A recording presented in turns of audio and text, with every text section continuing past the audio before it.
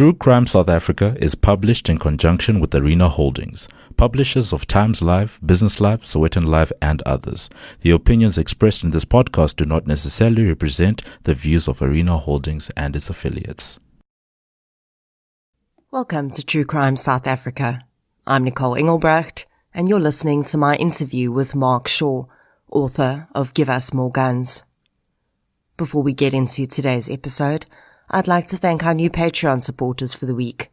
A huge thank you goes out to Sean Trenery, Agnes B., Rulene Kruger, and Colleen Harrigan Masonholder for their support on Patreon. Thank you so much, everyone. Your support really does make a huge difference. If you'd like to support the show on Patreon or PayPal, I'll leave a link in the show notes. We also have 2 new ways that you can support the show. You can head over to Audible and purchase the Krugersdorp Cult Killings by Jana Marx, which I narrated, or you can get your health and beauty needs from King Online and get a 10% discount by using the code TCSA10 at checkout. We also have our amazing giveaway running with King Online, where if you purchase 400 Rand or more and use the code TCSA10 at checkout, you get entered into the draw to win your share of 2,350 Rands worth of brand new release, true crime and crime fiction books. As always, any form of support is greatly appreciated, and it doesn't have to be financial. Sharing of episodes, inviting your friends and family to listen, and interacting on social media all go a long way to keep the show growing and improving. The following episode may contain sensitive material, including descriptions of violence, sexual assault, or graphic descriptions of injuries to victims. If you feel you may be triggered by such material, please consider this before accessing our content. To access trauma counseling or services, please see the helpline information on our show notes. My interview today is around a topic that I tend to stay away from on the podcast. Gang crime and other forms of organized crime are not really topics I'm familiar enough with to do justice to. So when Jonathan Bull Publishers told me about their new book, Give Us More Guns by Mark Shaw, I wondered whether it would really be a good fit for the podcast. Let's just say I didn't need to worry. If you're a South African with any level of interest in any type of crime in our country, you need to not only read this book, but hear Mark Shaw talk about his work. Mark Shaw is the director of the Global Initiative Against Transnational Organized Crime. He was previously the National Research Foundation Professor of Justice and Security at the University of Cape Town, Department of Criminology. Mark worked for 10 years at the United Nations Office on Drugs and Crime, including as Inter-Regional Advisor, Chief of the Criminal Justice Reform Unit, and the Global Program Against Transnational Organized Crime, with extensive field work. Before joining the UN, Mark held a number of positions in the South African government and civil society, where he worked on issues of public safety and urban violence in the post-apartheid transition. He holds a PhD from the University of Witwatersrand and has published widely on organized crime, security and justice reform issues. Mark has done a lot of important work with a lot of important people across the world. But perhaps the work with the most tangible value, at least in my opinion, are the books that he has written that pull back the curtain on the world of organized crime in South Africa and reveal how deep its roots run and how interconnected it is in so many different facets of our society. Given that my focus is not usually on these topics, although I do hear about cases that seem to be linked to organized crime, the recent tragic murder of Detective Charles Kinnear being one, I don't always follow them closely. And this book would make me realize that I was definitely not putting the puzzle pieces together correctly. To put it mildly, this book blew my mind. And as I would tell Mark, I think it is something that every single South African needs to read, to understand what is happening behind the scenes of the incidents we see reported in the media. I moved to the Western Cape almost 7 years ago, and although I'd always known that it was South Africa's hotspot for gang crime activity, I'd never realized why that was, or at least why the gangs here are quite as powerful and violent as they are. In Mark Shaw's book, I would learn that the murder of Detective Charles Kinnear, as well as the scourge of violent crime in the Western Cape and its overflow into the rest of the country, was preempted by one very important event. In 2007, a police officer, Colonel Christian Prinsloo, who was nearing retirement, decided that it seemed an awful waste to have a huge haul of decommissioned SAPS firearms being destroyed, and instead he decided to start selling them. During his later trial, he would claim that he had no idea where the guns were going, but I highly doubt that. The guns, thousands of high-caliber deadly weapons, which were intended to protect the citizens of South Africa, were sold to gang bosses, predominantly in the Western Cape. But they would leave a trail of corpses across the country. The impact of this crime has been incalculable, but as Mark Shaw relays, it resulted in our gangs and organized crime syndicates going from an annoyance with violent ideals to highly armed armies of domestic terrorists. The armament meant that gang bosses could increase their reach. Drug dealing increased.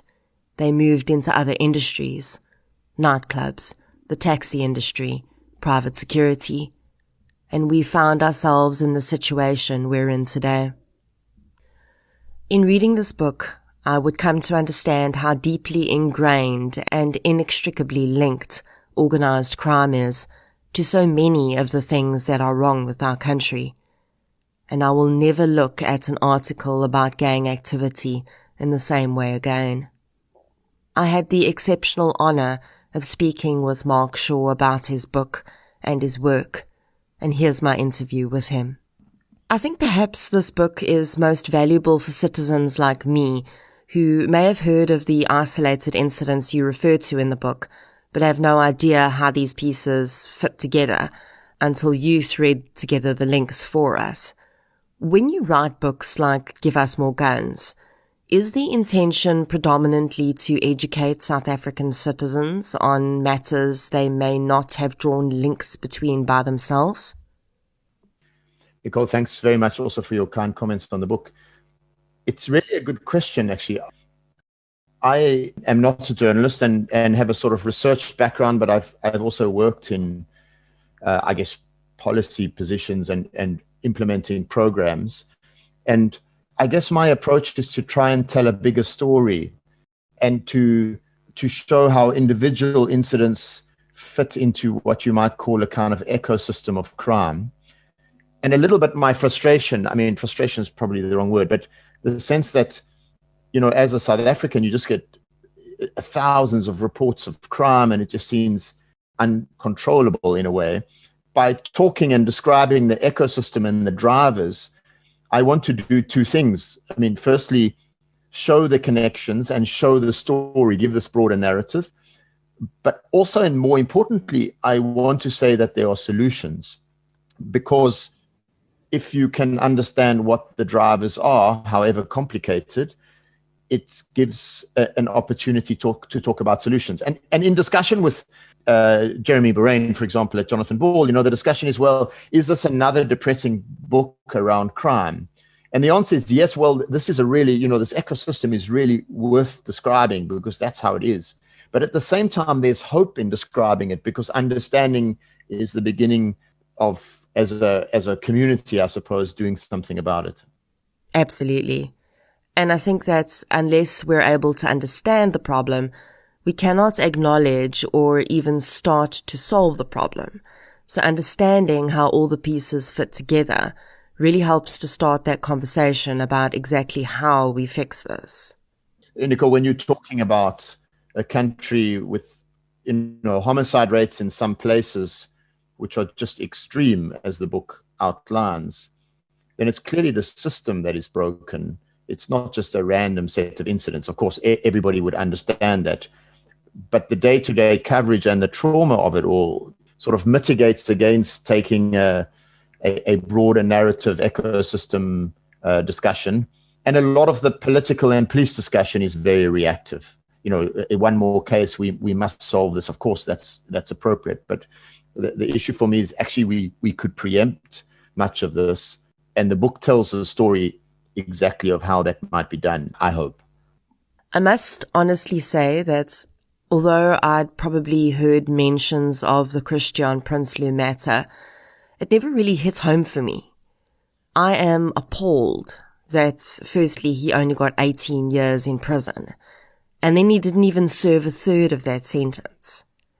His actions had enormous ramifications for millions of people. If Prinsloo hadn't flooded the market with these guns, would it be safe to assume that South African gangs would not be armed to the extent they are today? Or do you think that, given our failing administration system, if it wasn't him, it was going to be someone else? Nicole, no question. I was appalled too.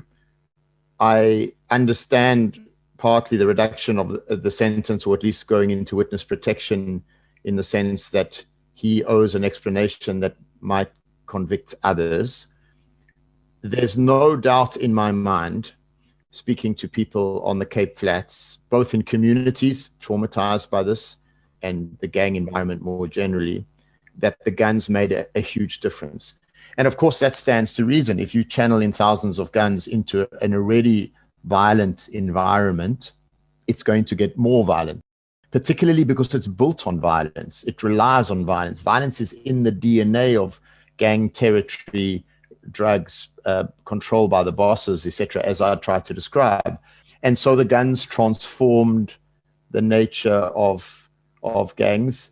And it took there was a delay, but then there was this upsurge in violence.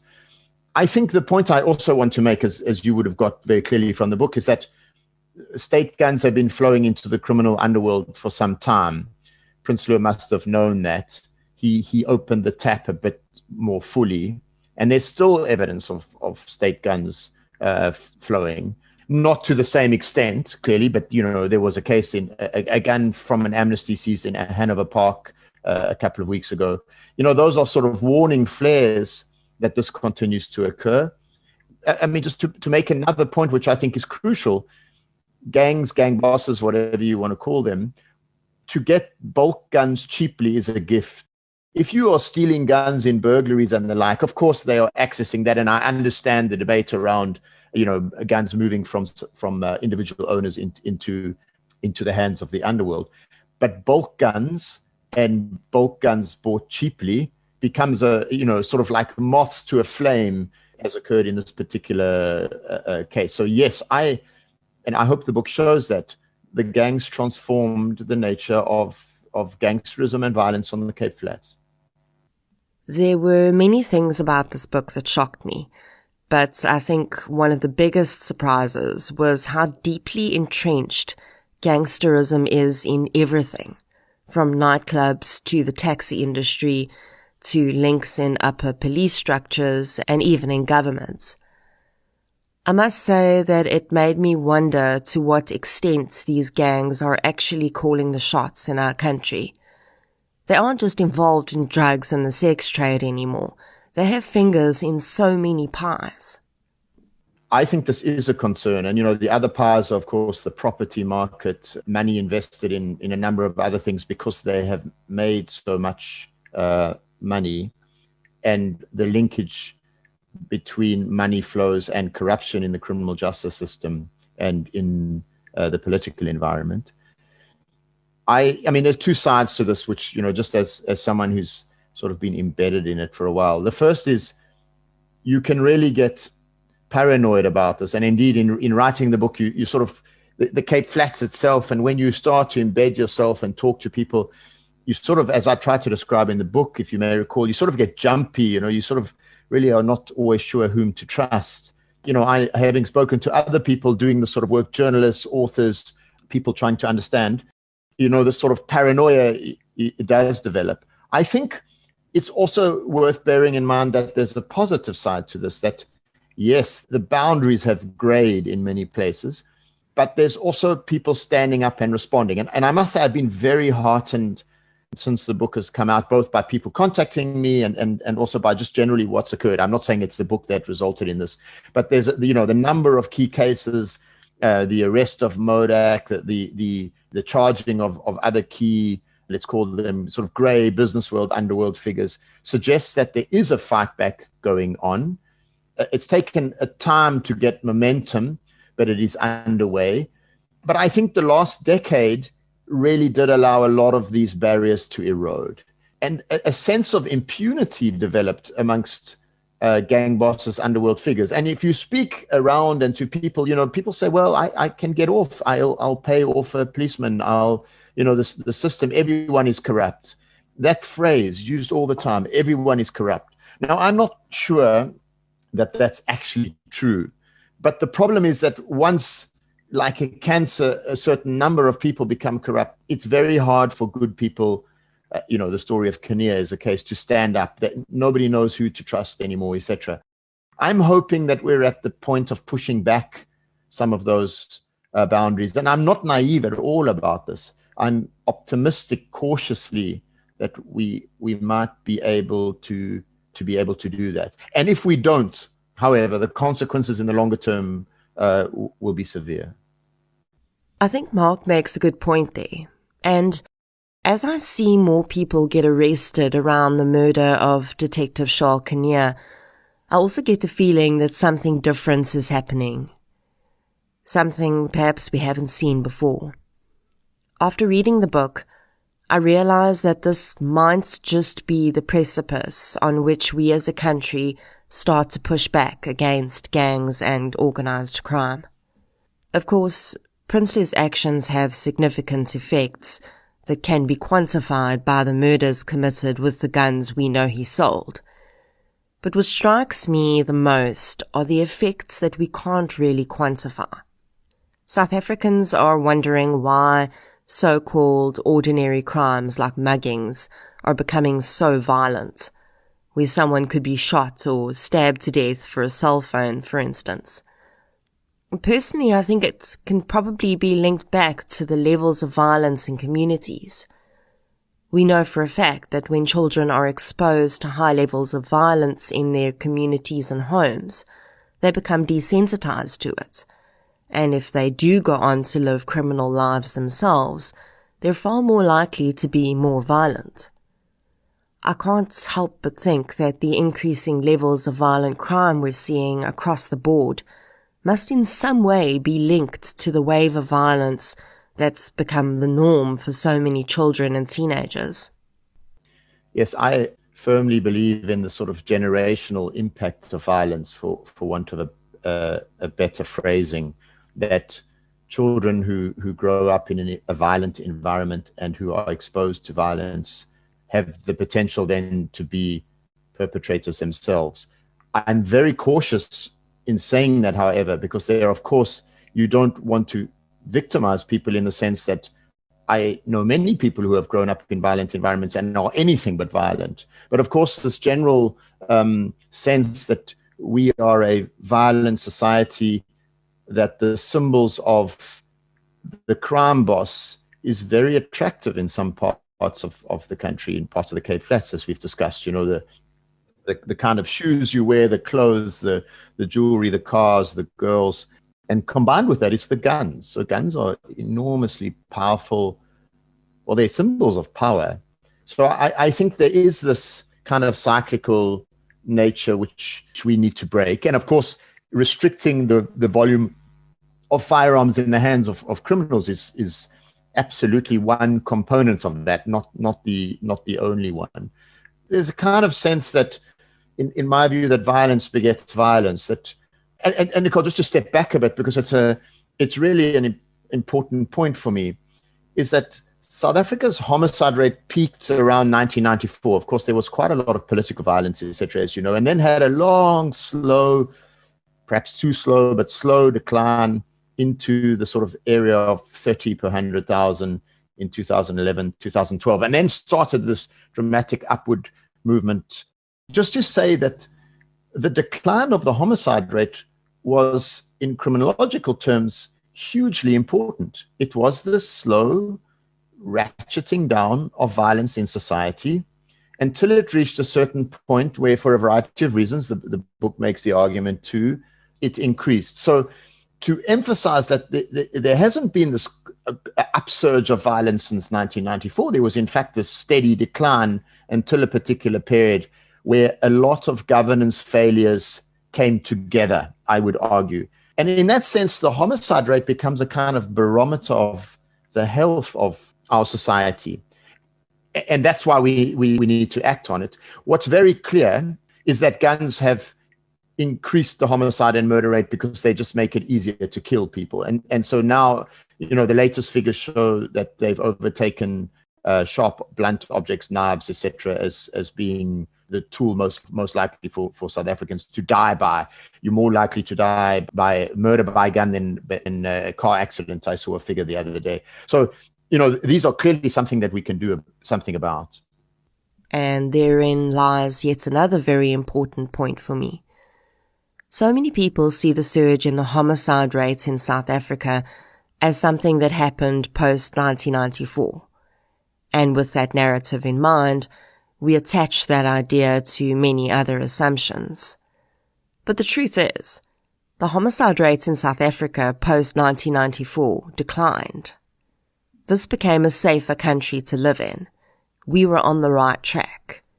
And then, through a accumulation of events around 2010, everything changed. I could point out the political changes that also occurred around 2010 in our country, but I'm sure I don't have to draw that picture for you.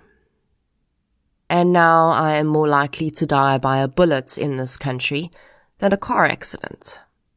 I won't deny that this makes me angry, because the greed of a few has resulted in the misery of many.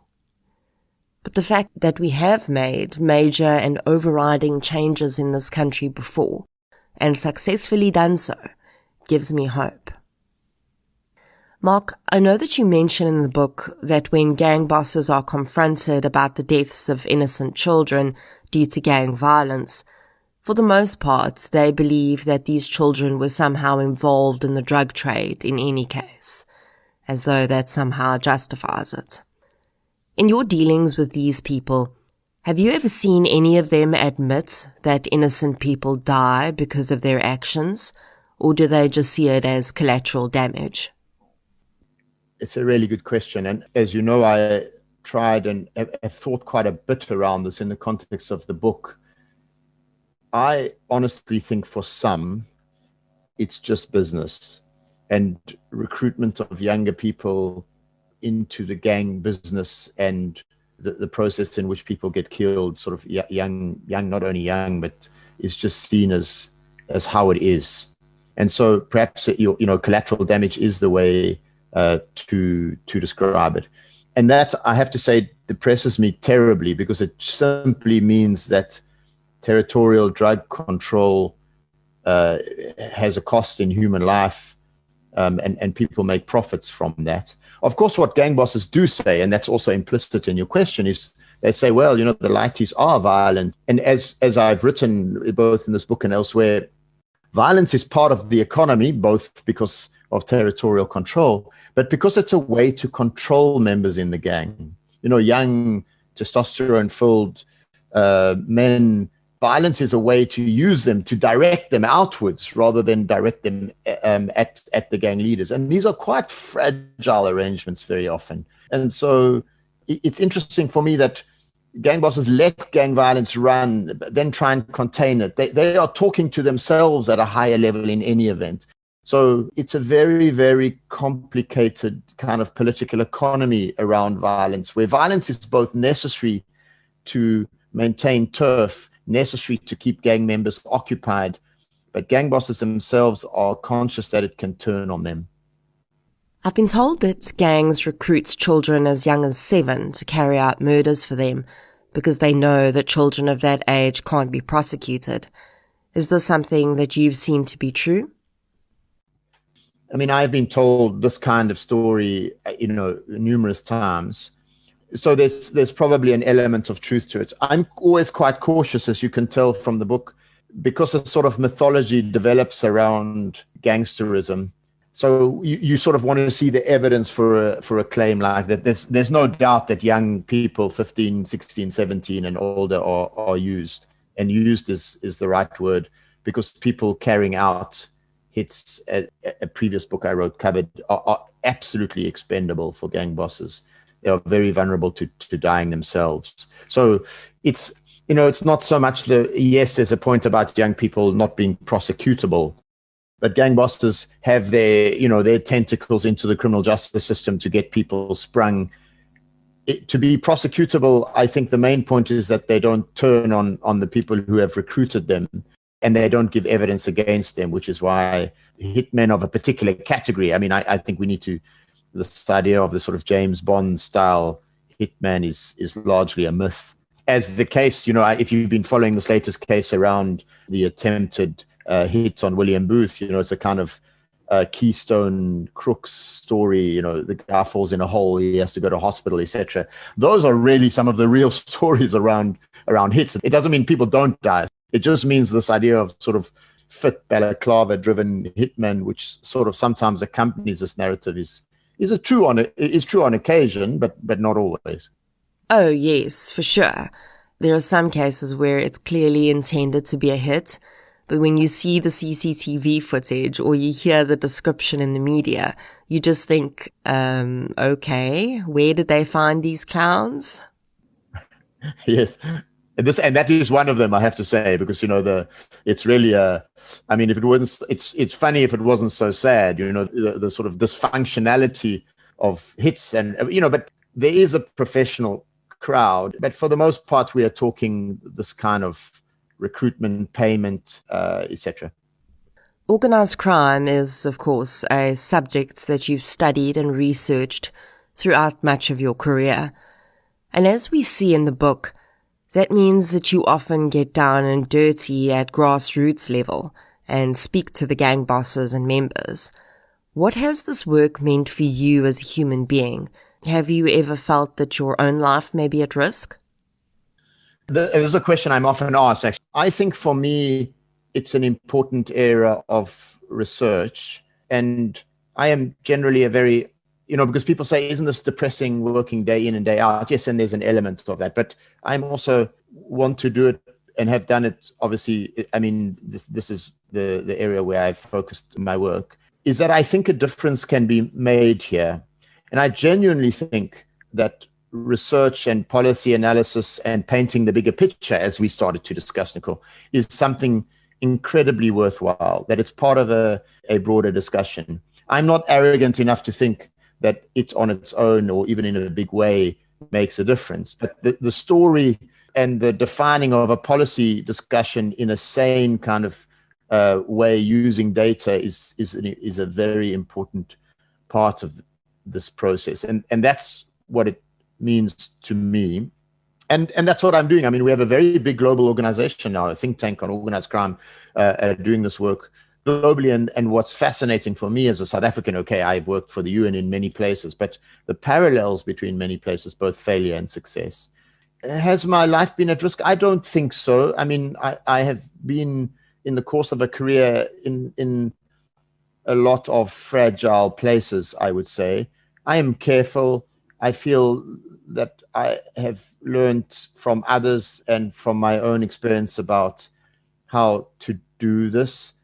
I do get responses to what I write. I think that's part of the business of doing the kind of work. But no, I don't think my life is at risk. And it would be arrogant for me to say that, in the sense when so many people live in much more contested and within communities which are violent, whereas I have an ability to go into to research, to reflect, and in a sense withdraw. So but I feel that's the small thing that I can add into the discussion to be very honest.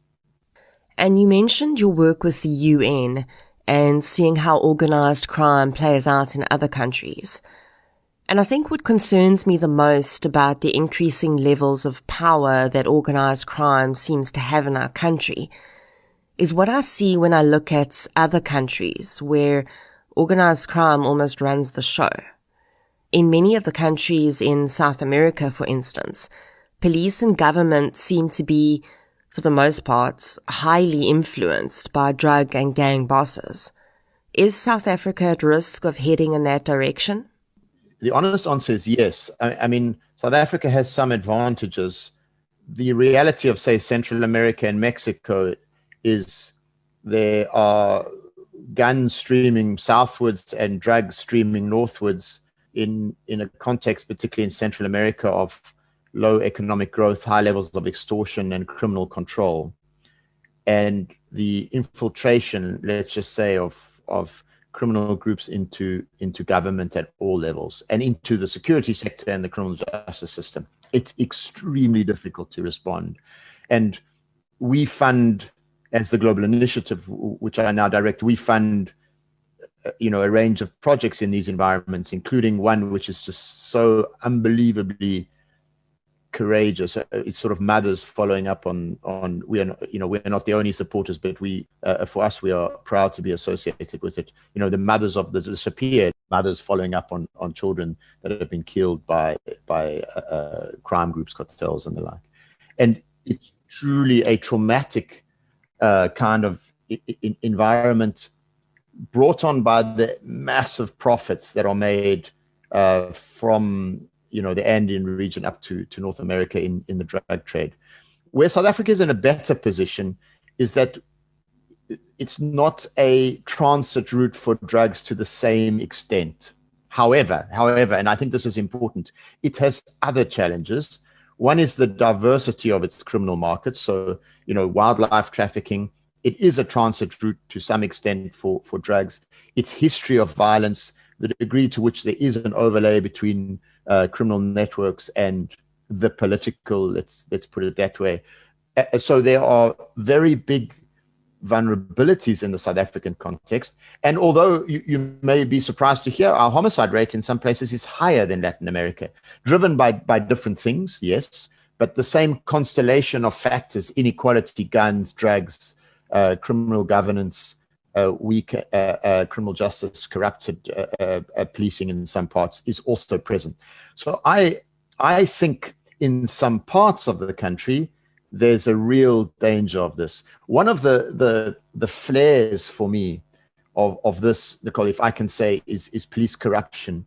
And you see that very much in Central America and elsewhere, the erosion of let's call it the frontiers between the good and the bad. And you yourself have said, you don't want to quite characterize it as that because it's almost too simplistic. But when there's an erosion between the front end of policing and the criminal economy, and that erosion is easy to occur because the criminal economy is driven by cash, and the temptations are always there for ordinary police officers, often drawn from those communities. That's when the front end of the state literally crumbles. And what we're seeing in South Africa to some degree is a fight back there. I don't know if we're out of the woods yet, but it's the ongoing court cases, what you see every day is absolutely crucial. So the integrity of the system responding to organized crime is absolutely key to maintaining. And that's really a narrative that's played out across the world in most countries at some time.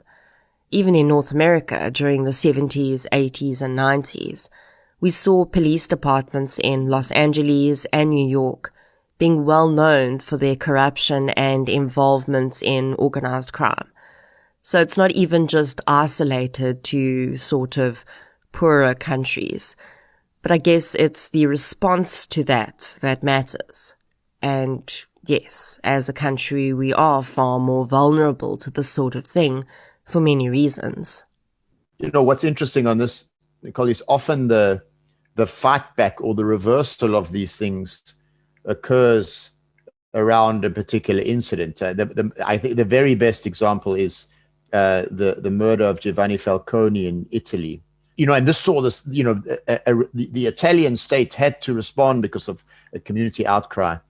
And I think the Kinnear murder, which you obviously know about, represents something of that in South Africa. Again, we're talking different contexts, but the sense that a line was crossed, there is a kind of truce between the police and gangs. There are sort of red lines, and then killing a senior officer, it demands a response from the state. It's almost like organized crime in its arrogance overstepped the mark, and then the state has to respond. And those are key sort of tipping points in the discussion. And you see some of that, the senior officers going to court, et cetera, in the response.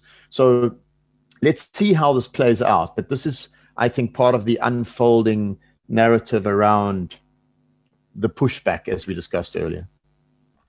Oh, yes, absolutely. It certainly seems that way. I know we discussed hitmen a little earlier on in our conversation, and your discussion of the operation of hitmen for hire in the book was quite chilling and eye-opening. I know you wrote a book called Hitmen for Hire, which I've not read yet, but definitely intend to. We often see murders that seem to scream that it's a hit. I guess the standard MO seems to be these guys dressed in black on motorbikes. And these guys really will kill anyone. There don't seem to be a line to a specific group, and they'll just basically be hired guns for the highest bidder. Would gang bosses make use of hitmen like this when they don't want to be linked to a murder? As I've said before, I mean, for me, and there's quite an interesting global academic literature, amazingly enough, around this. And you can say there are sort of three categories. You're sort of the higher level, probably former military, etc., other people with a sort of practice who are relatively independent. The middle crowd who are linked to gangs or gang bosses, or in South Africa's case, taxi bosses. And then the third category, which are sort of, I guess, the kind of palooka category, people trying it out for the first time, over advertising their wares, etc. In South Africa, the middle category is the one most, with some exceptions, used by gang bosses, and the price can be steep, R500,000 for a hit, etc. What happens is, I mean, there's a couple of points in which are worth making. The first is that, quite apart from the narrative, the majority of hitmen are connected into the gang system. So they're quite vulnerable. They are asked to conduct a hit. They know they are vulnerable, in my experience of speaking to them, because they then carry evidence, and they often die. So, the sense that, and you look in a number of cases where people are eliminated afterwards, because that eliminates the link. Gang bosses, broadly writ, may use hitmen from the opposition gang.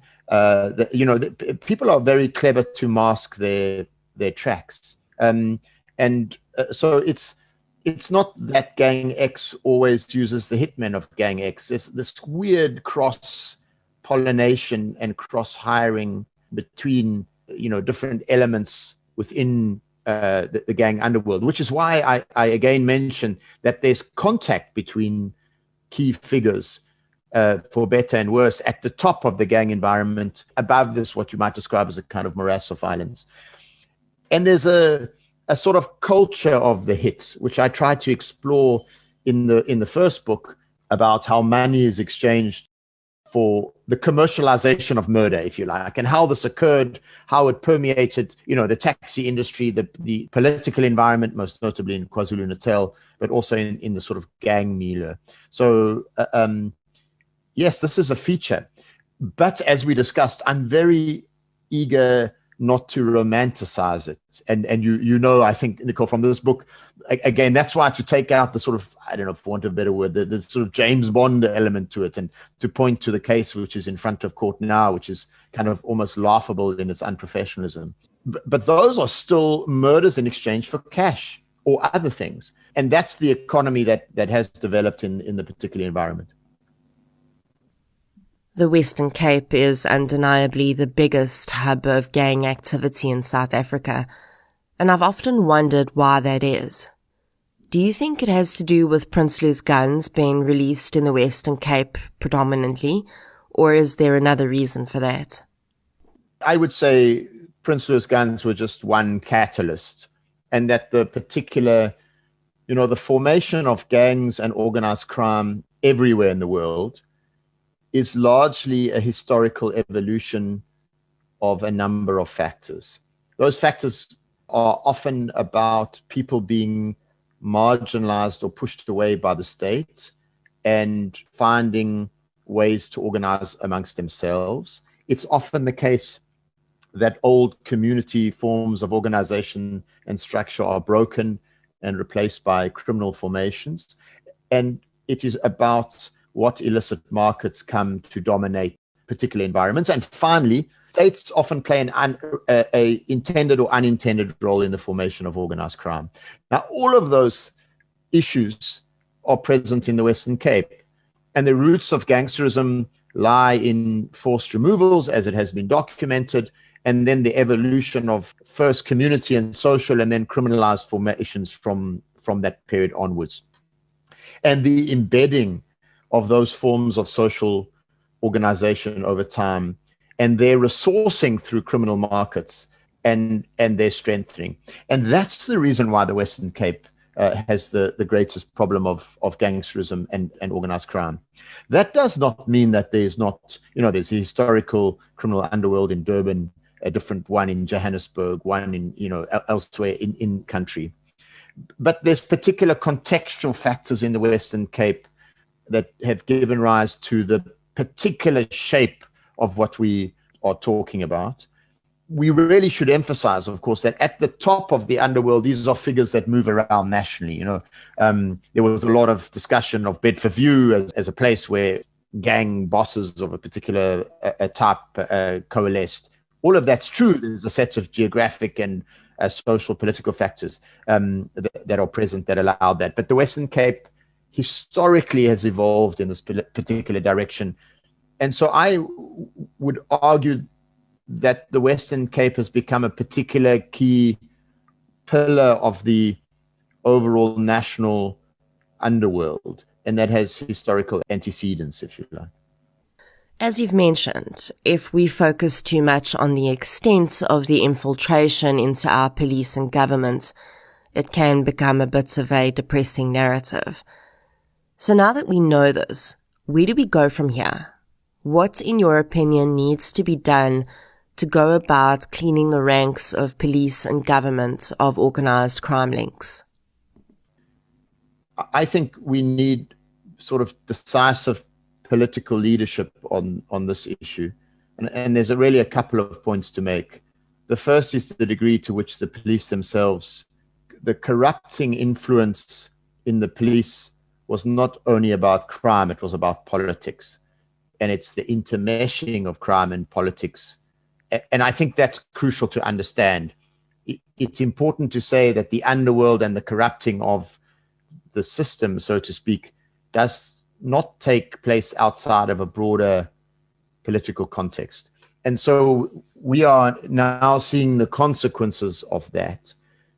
And I think it requires a range of policy responses around making the police neutral, non-political, much more professional, going back to the basics of policing. So this is really, the whole narrative from 1994, which was central to the police reform process, has, in my view, been lost by a more militarized, the return of military ranks, the sort of gung-ho, authoritarian style responses that you often see now. And effectively, this is the wrong way to go. So one leg has to be the rebuilding of a service-oriented, accountable policing structure. I think we have a long way to go there, but there are people within the system who I think are committed to doing that. On the other side, we need more specialized, investigative, independent, to underscore that point, structures that can target the top end of the criminal economy. And the third element is we need a rethink of our, what you might call our national security policy. A lot of the time, what we're thinking about all the time is, the technical details of improving policing or corrupt officers. All of that is essential in these two categories I've mentioned. But we need an overarching policy which focuses on reducing crime. Guns is one part of that. And, investment in childhood education, in taking young people out of the sort of gang recruitment system, etc.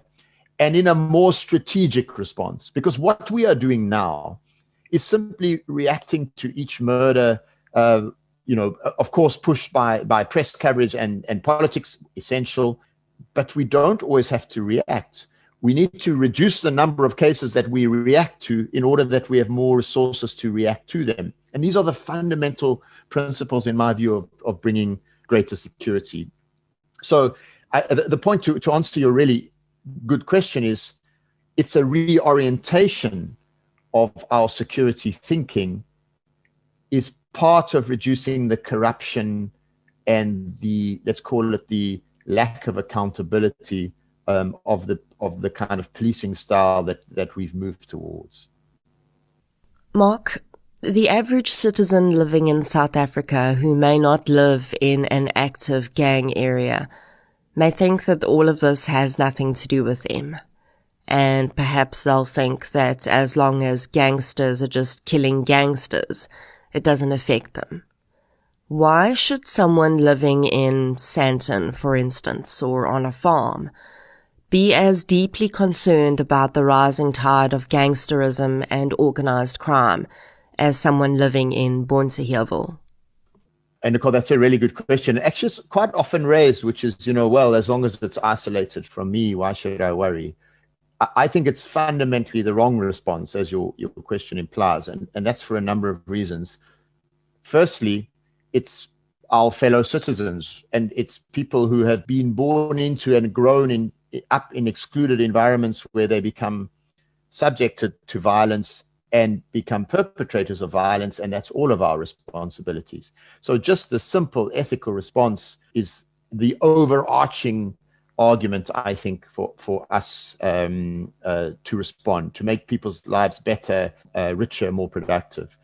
Secondly, when you maintain, as in, say, Brazil or Central America or Mexico, I know we spoke about Latin America earlier, a sort of nurseries of violence, it will affect everybody.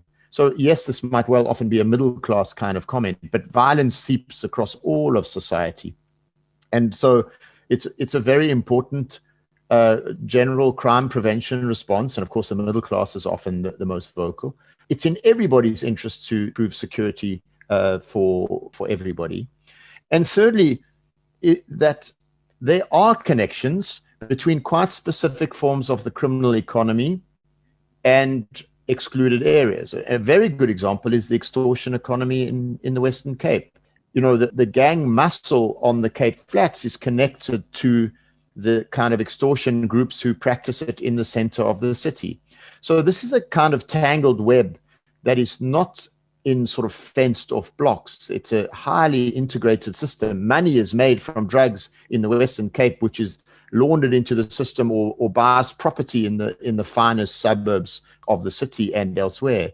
So there's the seepage in multiple ways, which is important. And fourthly, organized crime is not something that is conducted only by poor people. From white-collar crime to a range of criminal formations, I mean, the cases are, I'm not writing on them, but others are articulately covering it in journalism and elsewhere, whether it's corruption in Eskom and the like. This is occurring in all places, and that in turn has a consequence for poorer people. So in a sense, we have to respond to this problem, if you like. It sounds a bit trite, but holistically, it's everybody's problem across the spectrum, and we need a more strategic response to clawing back governance and the rule of law. And I think that Mark hits the nail on the head there. If you believe that the actions of gang bosses in the Western Cape or some other organized crime group have no bearing on your life because you don't live there, or you're not likely to get caught in a gang shootout, think again. If you read Give Us More Guns, I can guarantee you that you will close the back cover with a very different view. I had no idea how inextricably linked all of these aspects of our society have become, and it really makes me look at a lot of the cases I've covered in a different way. I think the most important thing that Mark Shaw's book leaves us with, besides essential knowledge, is hope. Because just as an alcoholic can start to work toward recovery when they understand why they drink, perhaps we as a country can also start to pull ourselves back from this slow decline and take back our country. It was an absolute honor and pleasure to speak with Mark Shaw, and I highly recommend that you get his book, Give Us More Guns. It is a Jonathan Ball publication, and it's available at Takealot, Loot, and all good bookstores. I'd like to thank Mark Shaw for taking the time to speak with me, and also thank you to Jonathan Ball Publishers for setting up the interview. I do hope that you enjoyed this interview. If you did, don't forget to follow the show on the app you're using to listen right now. You can also follow us on social media. We're on Facebook, Twitter, and Instagram. I'll be back next Friday with another episode. Until then, as always, thank you for your support, and I'll chat to you soon.